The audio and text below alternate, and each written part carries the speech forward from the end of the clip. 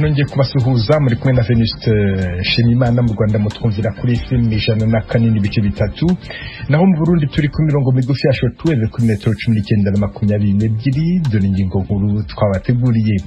Kuri uyu munsi mpuzamahanga wahariwe umugore, impunzi z'abarundi ziri mu nkambi ya Nduta na Nyarugusu muri Tanzania baravuga ko nta jambo bagira. Umugabo arashobora guta umugore mu nzu ugaca usanga yisimbaniye akandi gakumi canke n'ababanye ugaca usanga umugore nawene ni bamwe gusa mugani ntibigwiye.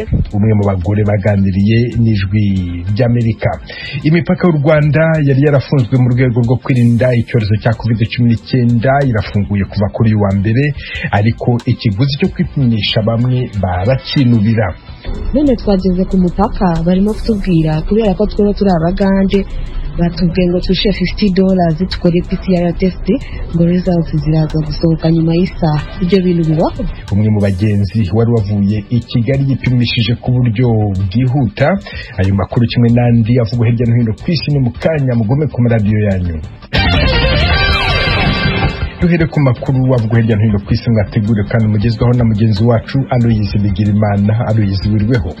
Ndagize mwirwe Veniste. Leta z'Ubumwe za Amerika igiye kuzorungika abandi basirikare 500 ku mugabane wa Buraya gukomeza umutekano w'inteko za OTAN. Ubushikiranganji bwo kwivuna abansi bwa Amerika bwavuze ko Uburusiya bwarungitse hafi inguvu zabwo nka zose kurwanira muri Ukraine. Mu gihe Perezida Vladimir Putin yongereje ibitero, umutegetsi mu gisirikare ca Amerika yaragabishije ko Uburusiya buriko burondera abagwanyi b'abanyamahanga b'abanyesiriya kubafasha iyi ntambara.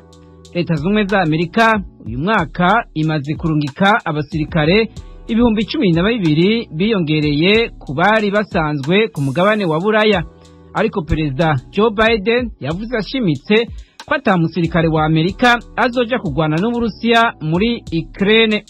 Ubushikiranganji bwo kwivuna abansi bwa Amerika bwavuze ko abasirikare b'Uburusiya bagereranywa n'abarenga 150, hafi 100% ry'ubushobozi bwa gisirikare bw'Uburusiya bamaze kwinjira muri Ukraine. Amakenga arabandanya kwiyongera yuko igisagara ca Odessa ahari kivuko gikomeye cy'igihugu gishobora kuzotegwa. Perezida wa Ukraine Volodymyr Zelensky yaragabishije ku munsi w'Imana ko Uburusiya buri mu myiteguro yo gutera amabombe akomeye kuri iki gisagara. Kuri intambara nyene ishiramwe mpuzamakungu ONU rikeneye umuhora wo gucishamwo imfashanyo zija mu bice birimwo intambara muri Ukraine. Umuyobozi w'urwego rwa ONU rw'ubutabazi Martin Griffiths yabwiye akanama ka ONU kajejwe amahoro n'umutekano ku isi ko abasivile mu bisagara nka Mariupol, Kharkiv, Melitopol hamwe n'ahandi bakeneye imfashanyo zihutirwa cyane imiti. Iyi nama yakoranye mu gihe Ukraine n'Uburusiya bari mu biganiro ku nshuro ya gatatu byo guca umuhora w'imfashanyo, ariko Uburusiya bwavuze ko butaronse ivyo bwari bwiteze muri ivyo biganiro. Griffiths asaba ko impande zose zigwana zikwiye gukingira abanyagihugu n'inyubakwa zabo mu gihe barasana ibisasu muri Ukraine. Yavuze ko ONU yarungitse intumwa zayo i Moscow mu biganiro n'ubushikiranganji bwo kwivuna abansi bw'Uburusiya kuri ico kibazo cyo gutanga imihora y'imfashanyo. Washington, ijwi rya Amerika. Mu yandi makungu, raporo ya ONU kuri Afghanistan ivuga ko intambara hamwe n'ibitero ku basivile byagabanutse kuva abatalibani bashitse ku butegetsi mu kwezi k'umunani umwaka uheze, ariko iyo raporo ivuga ko agateka kazina muntu ku banya-Afghanistan benshi gahungabanywa birenze urugero. ONU ivuga ko ubwicanyi ndengerabutungane kubahoze muri leta barimwo abacamanza, abashingwamanza cyane abo igitsina gore ubandanya. Komiseri wa ONU ku gateka ka muntu Michelle Bachelet yavuze ko abatalibani bishe abaharanira agateka ka muntu, abakora mu bimenyesha makuru, abandi nabo barafungwa no kuzimanganywa. Michelle Bachelet avuga ko hambavu y'ayo mabi abantu hafi 200,000 ni kuvuga ica kabiri c'abanya-Afghanistan bahanzwe n'ikigoyi. Ibi vyatumye abana bakoreshwa, abandi bagashingirwa bakiri bato, ahandi bakagurishwa kugira abavyeyi baronke ibifungurwa. Ambasaderi wa Afghanistan muri ONU i Geneve avuga ko igihugu ciwe gihanzwe n'ibihe bitoroshe kandi ko gukingira abanyafghanistan dukwiye gushigwa imbere ya byose mu bikorwa by'amakungu. Washington, ijwi rya Amerika. Nayo muri Afrika, muri Cote d'Ivoire, abantu bashika 5 barapfuye mu ijoro ryo ku munsi w'Imana rishira uwa mbere baguweko n'igorofa i Abidjan ku mugwa mukuru w'ubutunzi. Abajejwe kuzimya imiriro bavuze ko abandi bantu 13 bakomeretse kandi ko ibikorwa bibandanya byo kurondera abandi boba barahasize ubuzima. Iyo nyubakwa y'amagorofa 4 agerekeranye yasenyutse mu ijoro ryo kuw'Imana rishira uwa mbere. Umushikiranganje wa mbere Patrick Achi yavuze ko amatohoza y'iryo sanganya yatanguye kandi amategeko akazokurikizwa. Ku itariki ya 27 z'ukwezi kwa kabiri guheze, iyindi gorofa yari kirubakwa yarasenyutse aho nyene ya Abidjan hafa abandi bantu 7.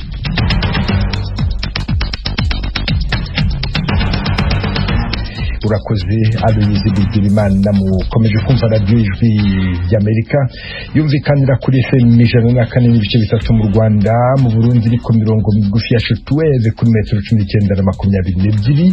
Mushobora kandi kumva ibiganiro byacu muciye ku rubuga rwa internet kuri wa@radio.com no ku mbuga za Facebook, YouTube na Instagram. Adresi yacu ni radio yacu. Iwanyu mu ntara. Tuyagire mwisanzuye kw'ijwi rya Amerika. Ni kuva kuwa mbere gushika kuwa gatanu kuva isaha 7 gushika isaha 7 n'igice z'umutaga. Iwanyu mu ntara, iwanyu mu ntara, iwanyu mu ntara.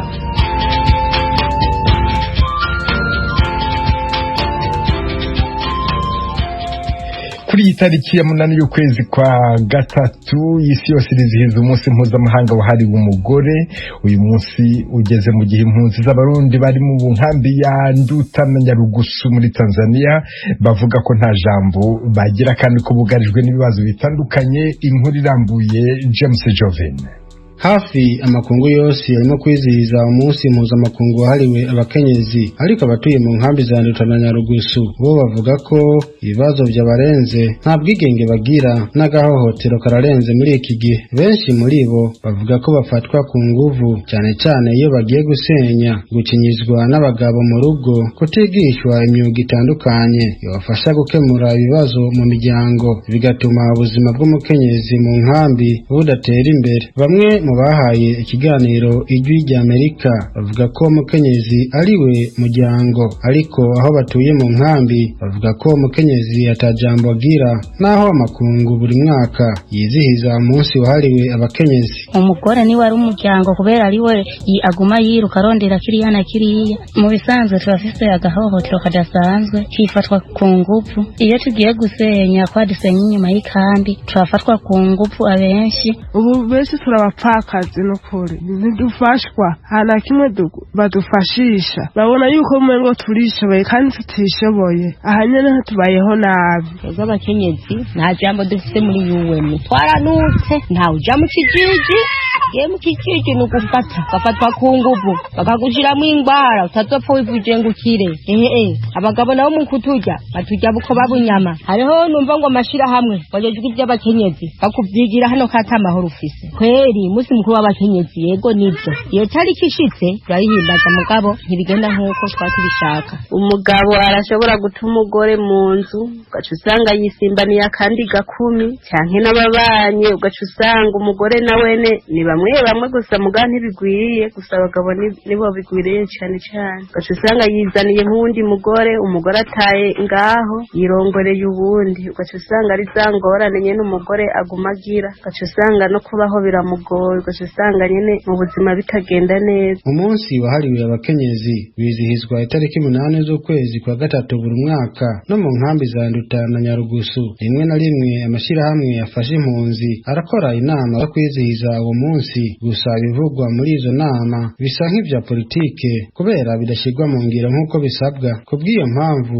abo bakenyezi bafite ico basaba ishyirahamwe mpuzamakungu ryita ku mpunzi HCR co kimwe na leta ya Tanzania. Ico dusavye leta ya Tanzania na UN ubwa mbere yoduha ifungurwa zisha hamwe n'inkwi zo kuzicaniza mu ntumbero yo kwikingira irifatwa ryo ku nguvu ko ryogabanuka. Bakekuzana utuntu akanezereza umukenyezi akabona atari muri UN mbere badutera kugwana uzoja kuvoma uhure n'umusazi yasaje yambaye yatwigirije iyo pantaro umugera n'umwe uzotarikira nka hariya bagende kweri baze barabwira n'abagabo baze baratwubahiriza bari kuduhohotera bagonga mu nkami baraduhohotera cyane nta jambo dufise kacinyizo baze barakunda abagore bakunda abagore babo. Abakenyezi mu nkambi za Nduta na Nyarugusu barigishwa imyuga itandukanye naho atari ku rugero rushimishije. Mu bitigiri bitangwa na HCR buri mwaka hafi y'abakenyezi 70 nibo bigisha imyuga yofasha gukemura ibibazo mu rugo, mu gihe inkambi ya Nduta ituyemwo abakenyezi barenga gato 30,000. Mu biharuro vya nyuma byatanzwe n'ishirahamwe mpuzamakungu ryita ku mpunzi HCR mu mpera z'ukwezi kwa mbere, impunzi z'abarundi zituye mu gihugu cya Tanzania zirenga gato 140. Hafi igice cyabo n'abakenyezi gusa bugarijwe n'ibibazo ntangere ugereranije na bagenzi babo mu bindi bihugu. Kuva mu nkambi ya Nduta iri mu gihugu cya Tanzania, James Jovini kubw'ijwi ry'Amerika. Mu Burundi ubutegetsi bukomeje gushyigikira gahunda ziha umwanya umukenyezi mu iterambere. Perezida Evariste Ndayishimiye kuwa kane w'icyumweru gishize yafunguye banki y'abagore izabafasha muri iryo terambere. Desire Hatungimana. Iyo banki y'abakenyezi ije gukemura ibibazo abakenyezi bahura mu iterambere ry'igihugu byashikirijwe n'umukuru w'igihugu cy'u Burundi Evariste Ndayishimiye aho yariko yugurura ibanki y'abakenyezi mu ntara ya Gitega ku mugwa mukuru wa politiki. Umukuru w'igihugu yamenyesheje ko yifuza ko mu butunzi habukungana hagati y'abagabo n'abakenyezi arico gituma abakenyezi bategerezwa gufashwa mu bijanye n'ubutunzi. Aho tuboneye ko igihugu cy'u Burundi hari imigwi ihambaye isa n'itibukwa mu bikorwa by'iterambere ari igizwe ahanini n'abakenyezi n'ugwaruka, uburongozi bw'igihugu bwafashe ingingo ihambaye yo guha akaryo n'amahigwe umukenyezi kugira ngo ntasigare inyuma mu kwiteza imbere no mu guterera mu iterambere ry'igihugu. Ishingwa ry'iyi banki ryisunze itunganywa ry'iterambere ry'igihugu muri wa mugambi nyamukuru wavuye mu 2018 uzoshika mu 2027, aho igihugu ciyemeje guha amahigwe angana mu bijanye n'ubutunzi hagati y'abagabo n'abakenyezi. Abakenyezi bakira neza uwo muzo w'iyo banki kuko benshi bemeza ko kuronka ideni mu banki ari kibazo. Cyane mvumenga bizotworohera gukora imigambi yacu natwe turonka aho twisuma mu gihe hari naho usanga hari abantu bafise amikoro make mugurose nk'abo muhorikira hamwe mu makoperative nk'uko ukacisanga uragiye nko mu iyo banki bakabahangura ukaronka ahantu ushobora kuza uridandariza n'utuntu turengarenga kugira ngo uronke icyo sana mu muryango. Abakenyezi twumva dufite umunezero ntangere tuyiteze ko byinshi. Abakenyezi tugiye natwe kugira imigambi hama tujyane imigambi hama dusabe ingurane muri iyo banki. Gutyo rero abakenyezi murazi ko dusanzwe dusabikanya, turakundana, turafashanya, tuzoheza dutezanye imbere biheze bigende neza. Ndabahariwe Marie Salome arongoye iyo banki aramenyesha ico bazisunga mu gutanga ingurane. Ibanki y'imigambi n'iterambere ry'abakenyezi izoshira imbere gushigikira imigambi y'abakenyezi bahurikiye hamwe haba mu mashirahamwe, mu makoperative, mu kubaronsa ingurane. Izoshigikira cyane imigambi irashe izotanga ubuzi ku bwinshi mu bisata byo kuguza umwimbu n'ubutunzi n'uburimyi, ubworozi, uburovyi, amahinguriro, utugenegene, kwiyunguruza, ubuhinga n'ibindi. Izokwaka inyungu itavuna ku ngurane izoronsa abakenyezi mu kurangura imigambi yabo yo kwiteza imbere. Umukuru w'igihugu Evariste Ndayishimiye arafite ishahanura